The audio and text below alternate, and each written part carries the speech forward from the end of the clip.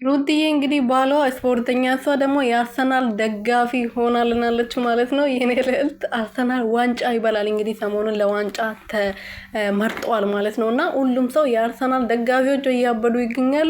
ሩትዬም እንግዲህ ያው እሱ ስትፖስት ነበረ ያደረችው ትላንት ማታ ማለት ነው። አብርሃም እንግዲህ ስፖርት አይወድም እንዴ?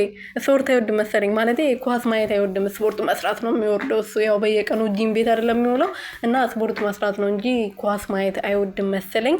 ስለ ኳስ ምናምን ስፖስት አይቼው አላቅም።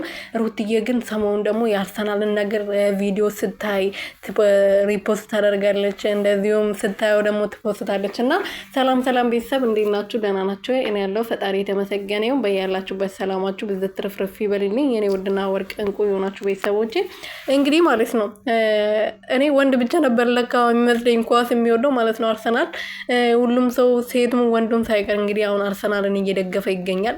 ያው ሩትዬ ደግሞ ብትወዳደር ራሱ የምታሸንፍ ነው የሚመስለኝ። ምክንያቱም ሁሉም ነገር ላይ አሸናፊ ስለሆነች ማለት ነው፣ ተሸንፋ ስለማታቅ ማለት ነው። እና ትላንትና የመጡት እንግዲህ ያው ታውቃላችሁ በጣም ደስ ብሎን ነበረ። ሰሞኑን እንደዛው በጣም ደስ ብሎናል። ደስ የሚል ነገር ነው ሰሞኑን እየተፈጠረ ያለው። ትላንትና ሄርሜላ ማን ነበረች? ሄርሜላ ናት። መነጽር አድርጋ የሆነ አይኗ እየጠፋ ነበር የምትመስለው። በጣም ነበር የምታስፈራው።